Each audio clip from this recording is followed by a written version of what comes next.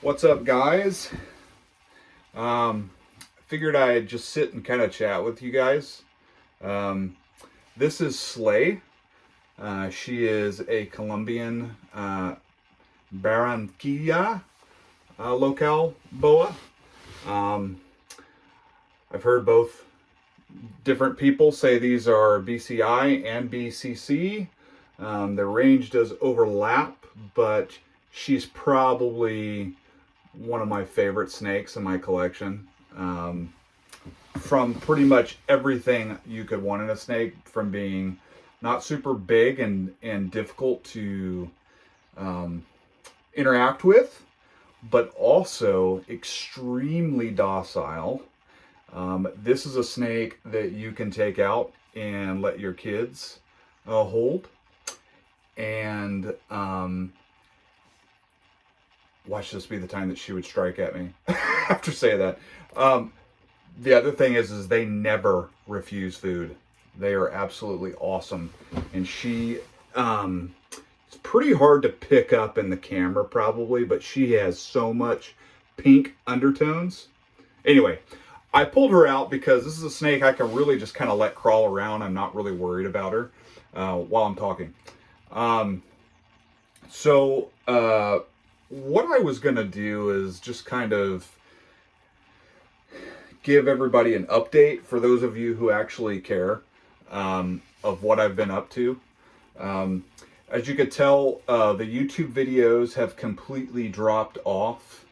My podcast, Corrales Radio, is no longer available, although I did have somebody reach out to me that wanted to see what it would take to bring it back. But the other thing is I also started another podcast with my good buddy Terry Burwell, and we recorded 2 episodes, but that kind of stopped as well. So I haven't really ever, for those of you who are friends with me and I talk to, you probably know this, or maybe those of you who follow closely to my Instagram or Facebook, you would probably maybe put 2 and 2 together. But I was just kind of going to explain the reasons why all this changes. And I was going to talk about what the future holds, and may even get into some like non-reptile related life happenings. So anyway, what I was going to start off with, so let's go back to Corrales Radio. Corrales Radio was started by me, and let me move. There's a dubia colony right next to me. Let me move it. Okay, there we go. And that is an adult pair of proven Ackies. So Corrales Radio was at a point where I feel like I had pretty much taken the channel as far as I could take it. There are some of you that might disagree with that, and with the right skill set and the right training and the right resources, yes, I'm sure it could have been taken a little bit farther than it was. But for me, the hobbyist, breeding reptiles is not my livelihood. So for me and where I was at in my life with kids and stuff, I just was not all that passionate about it anymore. I love Amazon tree boas. I love Corrales, but I just wasn't passionate about the podcast part of it.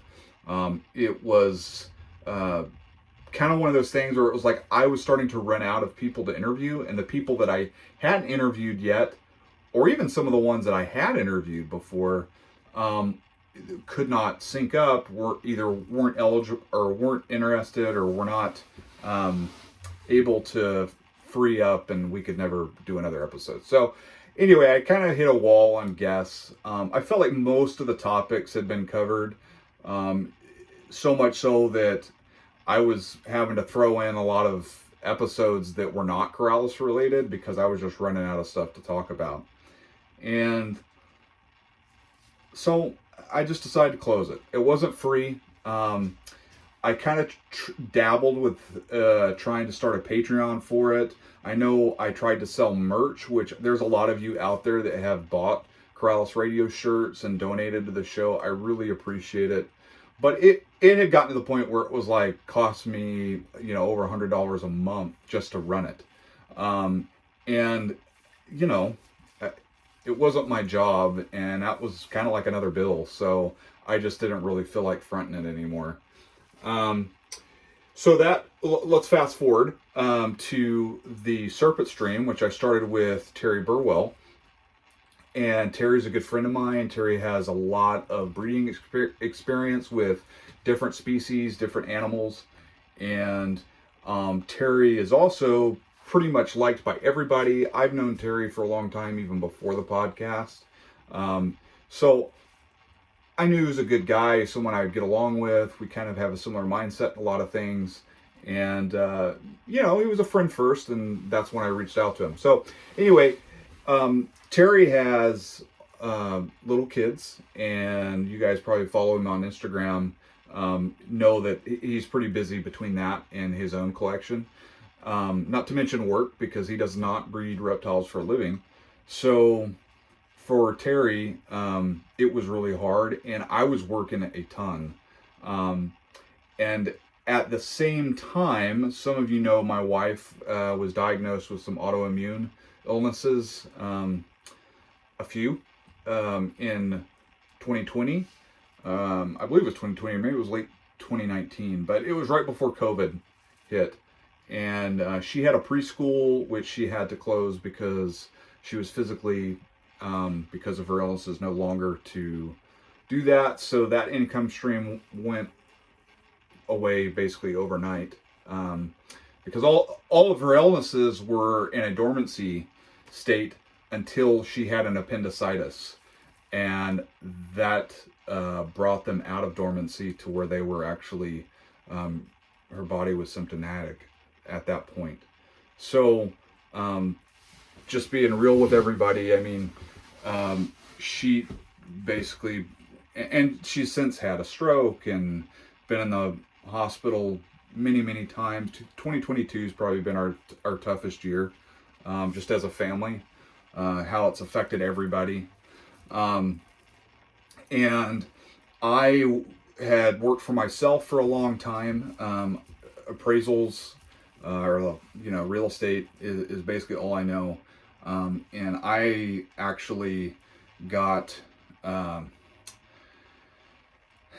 it's kind of like getting laid off. I wasn't laid off because I own my own company, but my income stream from one client, which they accounted for like 65% of my revenue last year, made some shady business decisions that changed their structure within their company, and me and probably over 200 other appraisers in the state of California were all of a sudden out of work from our number one client.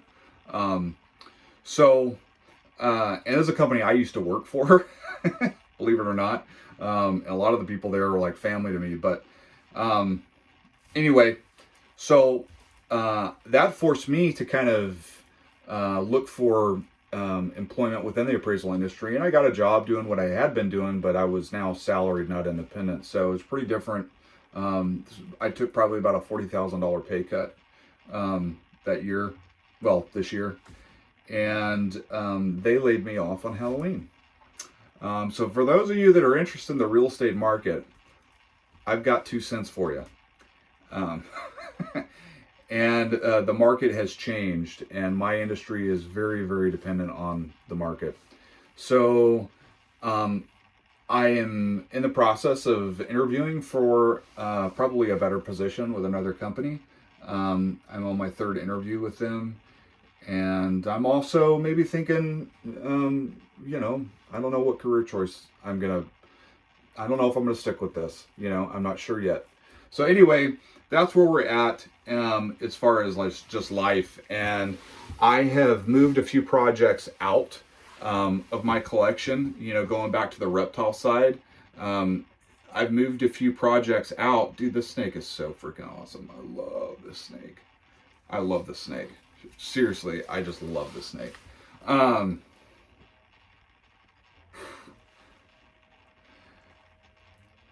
What was I talking about? Oh, yeah. So I moved some projects out, and she's going to be shedding soon. It's just awesome. Anyway, so I moved a few projects out that were more like stuff I wasn't really all that interested in, and stuff that was not like, I just wasn't, for whatever reason, it was going to be a long time before I could breed it. And so anyway, so that money I sunk back into a few other projects that were a little more higher producing. Stuff that was somewhat obscure and niche, nothing like, not ball pythons or corn snakes, although I do like a lot of ball pythons and a lot of corn snakes. I have looked at them. During this process, I was looking at them. But, yeah, so some things I got rid of my Hog Island boas. I had 5 pairs of bloods.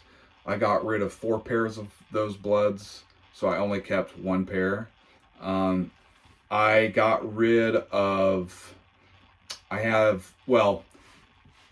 trying to get rid of, she's still for sale, but it's a female 100% het caramel albino Sumatran. So she's a pumpkin head. She's got a really bright orange head. She's around 2 years old. She's by no means a hatchling anymore. So I have her for sale. She's the only one that's left. But I sold a couple odd and end Amazon tree boas. I got rid of all but 1 pair of my Leonis king snakes, and the only reason I have that pair is because the female, that's actually my daughter's snake. She's named her. So I thought, you guys know how it goes. If you're keeping one, especially a female, might as well keep a male. So I have a pair of Leonis. I have a more streamlined colony of Amazon tree boas. I think I'm down to maybe a dozen. Not because I want less of them. I actually want more of them. But for the projects that I'm going on, which is basically 100% patternless bicolors, I mean no black. So I'm shooting for that. That's one of my projects, and the other is red calico. Outside of that, I'm not really working with anything. I don't have any morphs, although I would like to get, I have the calico, so that's the only morph. I do like leopards. But yeah, there's not, more in that vein is what I would be wanting to add, stuff that actually fits into that calico project or that bicolor project. I wouldn't add anything else. I even had my understanding, maybe the only one in the world, or maybe one of only a couple in the world. It was a tiger stripe paradox. I sold that to a buddy of mine for pretty, in my opinion, very reasonable price. I had no idea how to price that, so I basically sold it to him for kind of a bro deal. But yeah, but it didn't fit into my project, and he loves that kind of stuff, and he's got a bunch of animals that it would fit perfect with for breeding. And I just felt like that animal was better suited to his collection because he has several paradoxes. It's his thing. I love the paradoxes, but I only had one animal. So I just felt like it's going to be better proven out with him. So I do have a pair of these guys. The male's a little bit smaller. I haven't taken him out. So I have a pair of the Barranquilla locale boas. I have a group of Amazon tree boas. I have one pair of Leona's king snakes. What else do I have?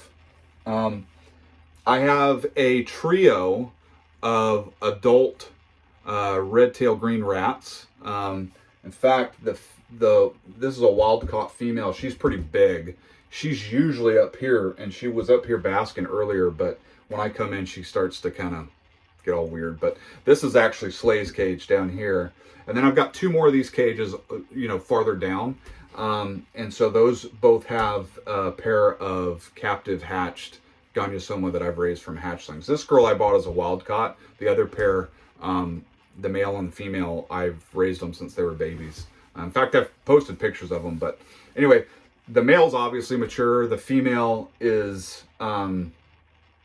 almost. I just did an update on this. I think it was last video I posted. But now I also have a pair of bloods that were produced by the blood cell, Caranoris. Really nice stuff. Again, I like the wild type and the selectively bred stuff, so I got rid of anything that had a morph in it. I do have a pair of like A+++. I mean, everything I have is top notch in my opinion. It's always above average, but the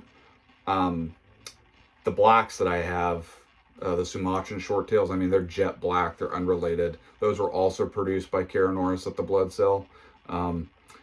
Those animals I cannot let go of. If I do, Terry Burwell has already said, like, they will stay in your collection or my collection.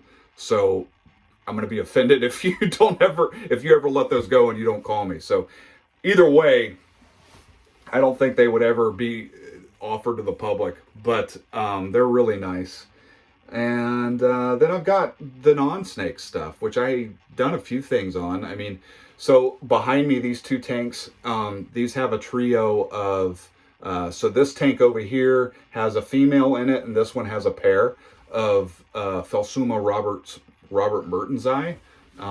They have been breeding, and I've been getting infertile eggs for probably 4 months, and I just got my first fertile egg from this female. So I'm really excited about that. I was actually thinking about moving the project out because I'm like, dude, they're just taking up space at this point. Like, they're not breeding.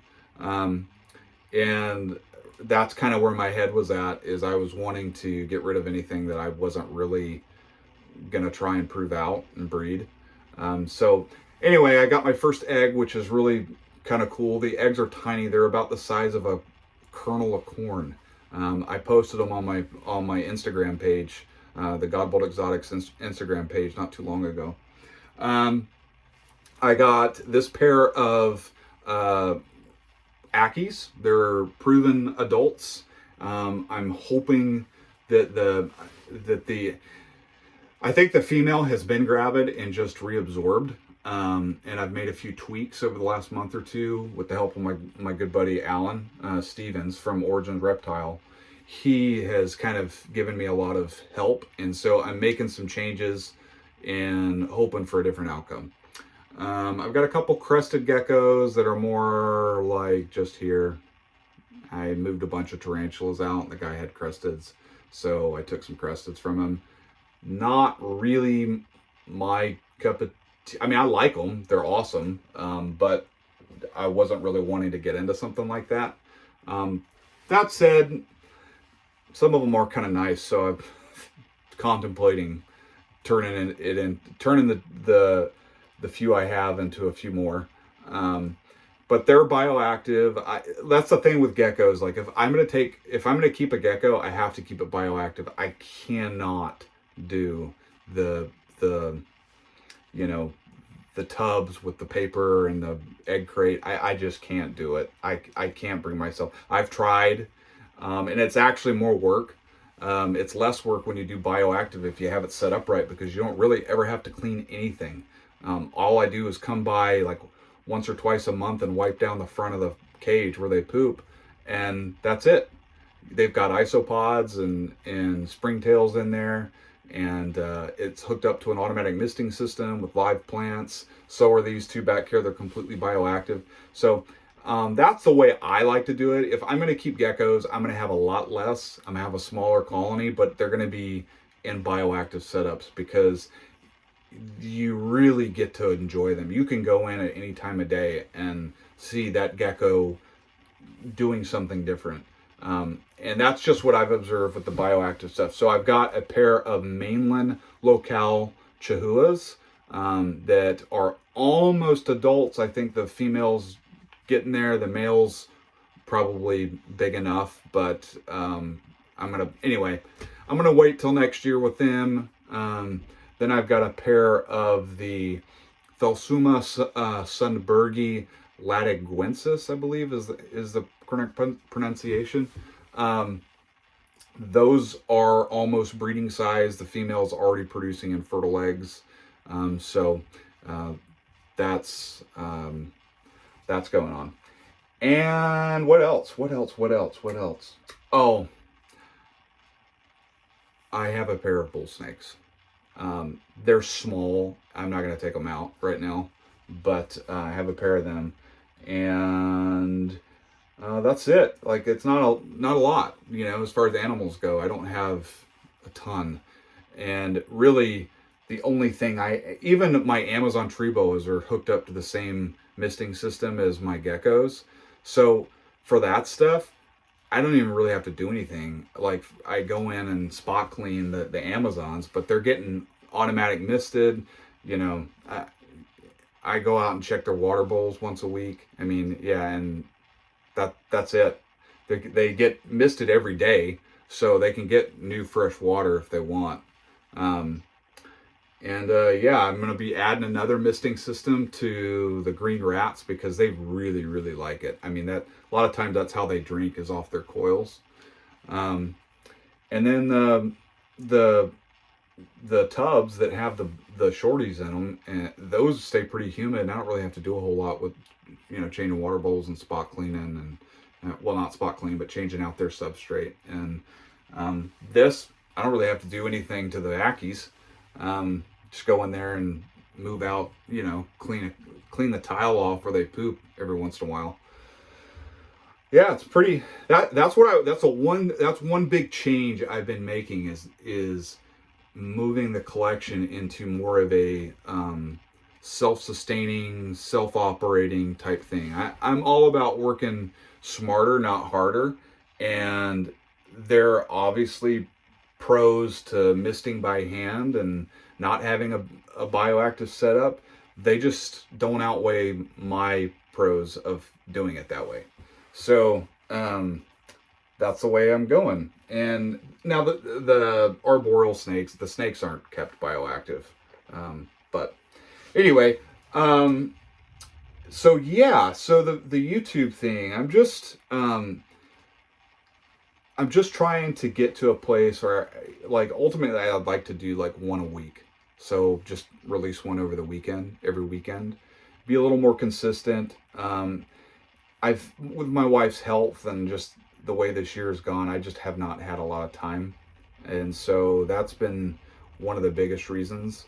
Now that I'm not working and I might be getting to a, changing careers, I might be able to go back to doing it once a week. So that's what I'm aiming for.